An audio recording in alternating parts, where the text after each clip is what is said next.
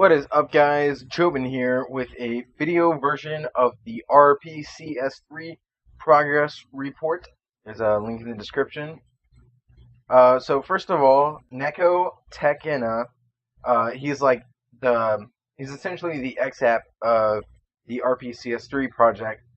Their Patreon reached $1,000, so now he can work on RPCS3 full time. So that was awesome. If you guys want to help donate, there will also be a link in the description.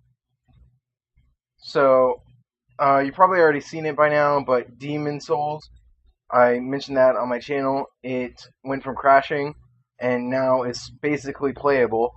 And also, Catherine has received enough performance and help that it's basically completely playable. And both of those videos got 200,000 views on the RPCS3 YouTube channel, and even Total Biscuit himself went so far out to say that it was awesome to see that. The developer Envious was the one that worked really hard on getting Demon Souls to work, and KD-11 is the guy who got Red Dead Redemption going into the main menu. I'll be showing that a little bit later on. This time around, there were 17 authors with 115 commits with 6,831 lines of code added, 4,471 lines of code deleted, for a net gain of 2,360 lines of code. To start off with the contributions, we'll go straight into Neko Tekena's. And to start off with, he implemented an automatic LLE. So what this means is basically RPCS3 will scan for your games and automatically load their libraries.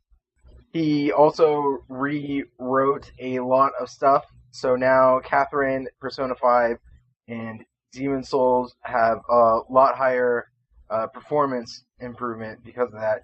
And Persona 5 is literally 10 times faster in all scenarios now, and going from about 1 FPS to now about 10 in the opening scene, for example. And there are some places where it can already peak at 30 FPS.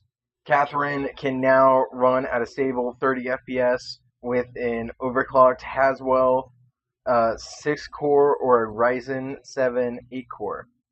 So here's the first image of Persona 5, and as you can see up there, the FPS is 21.51.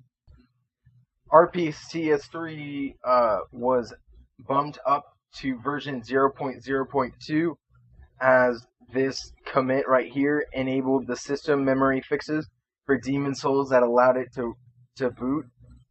And although it was already done by Envious, this just makes it publicly available.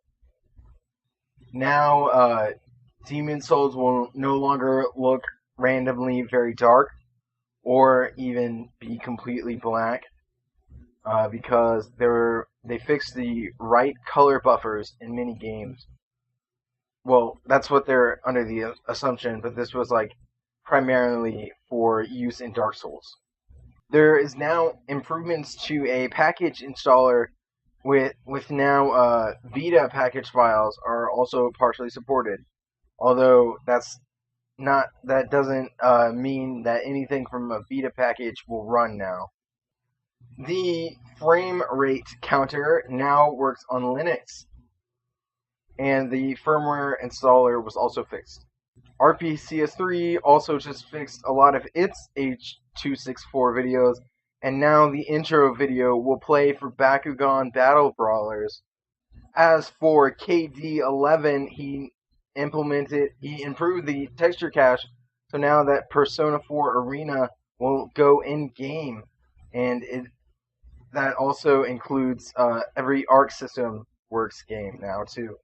He also helped to fix flickering in 1942 Joint Strike. The Demon Souls opening video will now play. He also fixed some shader decompiler bugs, so that will enable graphics in Payday, Deadly Premonition, Kane and Lynch, Midnight Club, and Pixel Junk. That also helps with shadows for games such as Demon Souls and Lost Dimensions. And now Beyond Two Souls will show a loading screen. This also allows the PS3 games Nier Replicant and Nier Gestalt to go in game, but the graphics are still like really buggy. He also did some minor RSX fixes, so now Tales of Xillia will now go in game, and that also helps for Wheelman and Kamen Rider Batch Ride War 2. God of War 3 will now show the logo screen, and the minimap in Deadly Premonition now works. He did some work with the Stencil fixes. Going off of this RSX, he added support for immediate mode rendering. So now that improves graphics and various things. But the biggest news out of this is that Last of Us and the Uncharted games will now show their loading screens. Some more RSX fixes allowed Wolfenstein to go in-game. As for Envious, there was an issue where where RPCS3 would pop up with not enough hard drive space for games such as Demon Souls. He also added an M mapper with Neko's review fixes. So now Dark Souls won't crash as much, and other games like GTA 5 will go a bit further. And there will be more of that later on. He helped fix a crash in One Piece. Jarvison helped with the RSX, so now that videos and menus in Spyro, Dawn of the Dragon, are now perfect, and this also makes the game perfectly playable with no known bugs as of right now. And this will also help with Ninja Gaiden Sigma 2, Putty Squad, How to Train Your Dragon, and more. Triple S Shadow implemented a thing where it will fix the naming input for Oblivion in Minecraft. Developer A&I added some missing system languages, so now you can use Portuguese or Turkish if you would like. He also worked on some things with the HLE that now improved Little Big Planet. Wister Tube implemented a theoretical fix, and Raven 02 fixed white videos in Rainbow Moon under DirectX 12. Mega Mouse added a right-click option to open the folder a game is located in. Client hacks helped with the PlayStation Move, and so now, although the Move controller isn't emulated yet, it will allow for proper logging when games are trying to use it. TW Dark EH added a GUI improvement, so now you can delete a custom configuration for any game. Scribum's contributions will now allow the documentation of new system calls. Icky84 introduced a new thing, so now that it helped GTA 5 to get closer to going in game. Chocobo 1 cut the build time down from 8 minutes to 3 minutes, and that's good for developer-specific contributions. Now onto the more exciting stuff. So Linux. So as mentioned before, Linux's frame rate counter still works, but it's still like really buggy right now.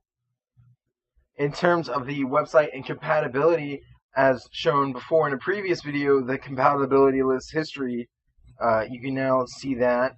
The search algorithm was improved, so now you don't have to type something perfect, and it will still return the same game. You can now also use abbreviations, and it will return the correct game. And now in the compatibility, you can click on the date a game was last tested and see what other games were also tested on that day. And clicking a flag icon will return all games that have the same region.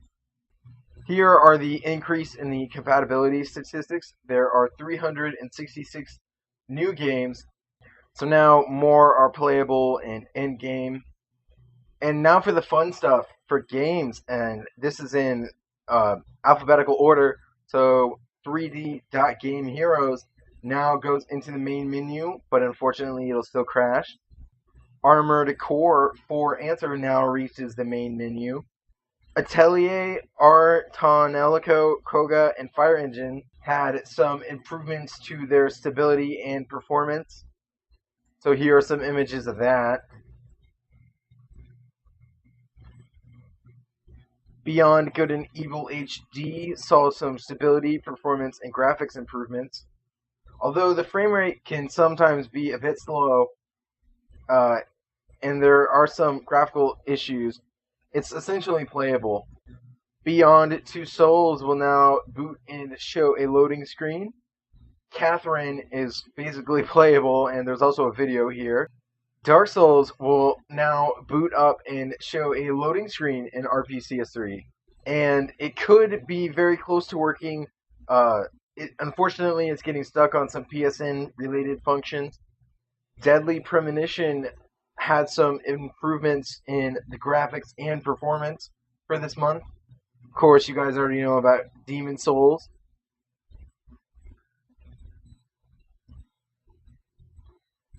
Dragon Quest Builders has been going in-game for quite a while and has received some performance improvements and graphical fixes. So now it runs at about twice the speed. Fallout 3 and Oblivion now work, but they've got some graphical issues.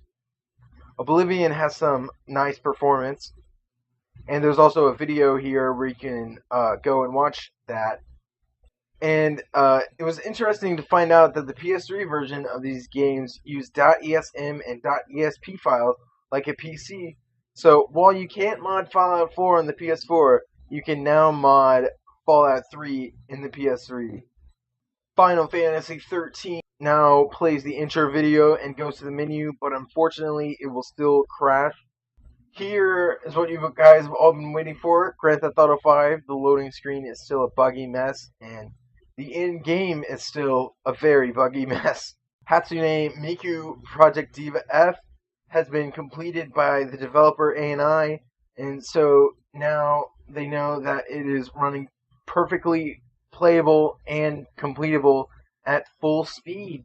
The Heavy Rain will now go in-game, but its graphics are still kind of messed up. It's kind of dark. JoJo's Bizarre Adventure has some graphical improvements and is essentially playable if it was faster. JoJo's Bizarre Adventure HD is being worked on by KD11 and now runs at a stable 60 FPS given a fast CPU.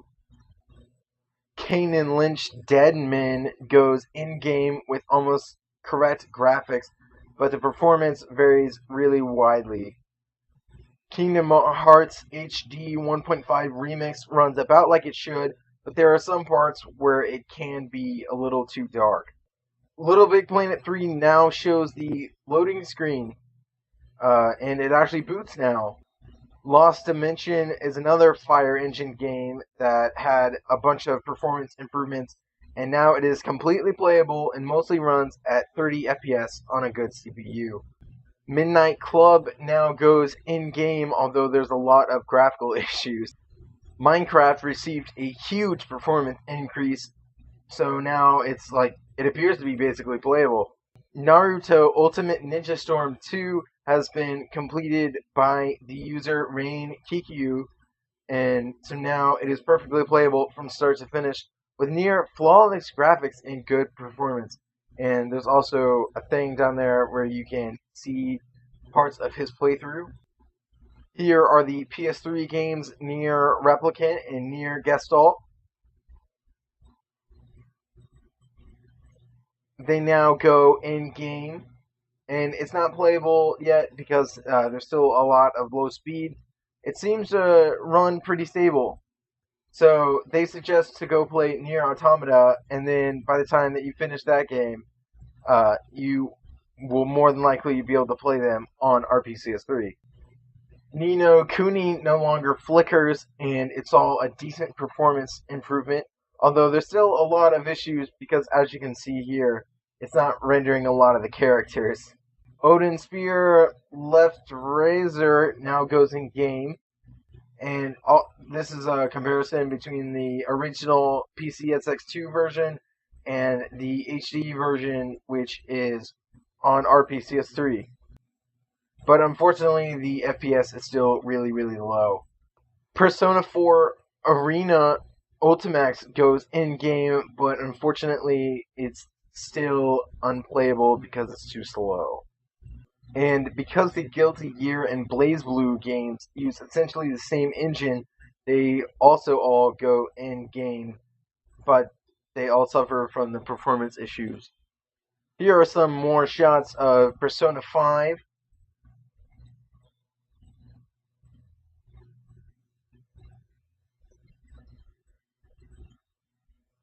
This month it saw a bunch of performance increases, although there's still it's very variable and still suffers from broken bloom and incorrect colors. And there's also a video of that, but they also give the warning that YouTube will recommend videos with spoilers and titles and some thumbnails. So be really careful if you do watch this video. And that goes for like anything on YouTube. Besides all of these broken black outlines, Ragnarok Odyssey Age saw a pretty good performance improvement and seems to be playable at full speed. Red Dead Redemption used to only show the intro, but now it reaches a menu which is technically in-game, as it is supposed to show in-game graphics in the background. But a lot of work is still needed for this game, so don't expect it to work anytime soon. Resident Evil 5 now goes in-game, and although it is still incredibly low at a whopping 2.6 FPS, graphics are basically perfect with only a few of these like strange blue spots around. Ridge Racer 7 now appears to be playable. Robotics Notes went from not doing anything at all to now being perfectly playable. It's a Japanese-only visual novel. Saint Seiya Brave Soldiers was completed by the user MarioSonic2987 and had some pretty acceptable performance throughout, and he said that there were no real issues. Skate 3 now goes in-game maybe 1 of 20 times due to a thread synchronization error, but whenever it does go in-game, it runs at about 20 to 30 FPS, and unfortunately, it'll crash. Soul Calibur 4 saw some performance and graphics improvements, but it's still a bit too slow to be playable. But they think it's getting really close. Tales of Vesperia now shows the opening video. Tales of Xillia 1 and 2 now goes in game, but unfortunately there are still some graphical and performance issues, but it does appear to be getting very close to being playable. If you're using a special build, The Last of Us will boot, but it'll only go to the loading screen, and then it will hang. So it's still not playable yet. KD11 improved the Legend of Heroes Trails of Cold Steel, so that went from about 3 FPS before to now around 30 FPS. And it appears to be playable, but it does need a modern CPU, but nothing too crazy to reach full speed. As mentioned before, The Legend of Spyro Dawn of the Dragon had some of its final graphical improvements and is now completely and flawlessly playable given a very fast CPU where it can peak at 60 FPS. Trinity Universe saw some performance improvements. Runs at very acceptable frame rates, but unfortunately it will crash whenever you try to save the game because of a graphics error.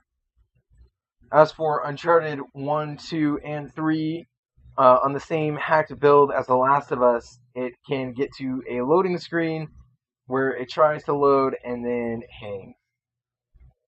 It seems that the Uncharted series and The Last of Us run very similar and encounter the same kinds of issues. As for other stuff, Neko Tekina found a game that has mouse support and it will actually work. while they were working on Kingdom Hearts 3, they encountered what everyone likes to call the Ubisoft bug, but it's been fixed now. So here's a comparison image between the two. Looks about the same if you ask me. And they've also been teasing Wolfenstein here, while it looks really good, but unfortunately it's running really low. And whenever they hacked it, they used like a special hacked build. It ran at 2 FPS as opposed to 0.04 FPS, which doesn't sound like a lot, but that's a 50 time increase. And that will mark the end of the March 2017 RPCS3 project report. Go donate if you would like to help out with this project. Test it if you can. Anything at all will help. And thank you to Triple S Shadow for making this guide. And that will wrap it up for this video. And thank you all for watching.